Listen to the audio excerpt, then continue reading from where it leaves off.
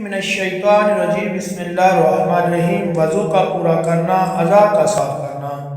رسول اکرم صلی اللہ علیہ وآلہ وسلم میدان عرفات سے واپس ہوئے۔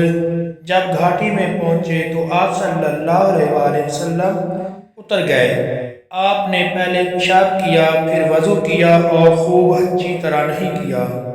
اب میں نے کہا یا رسول اللہ، نماز کا وقت آ گیا۔ آپ نے فرمایا نماز تمہارے آگے ہے، یعنی مزدلفہ میں چل کر پڑھیں گے۔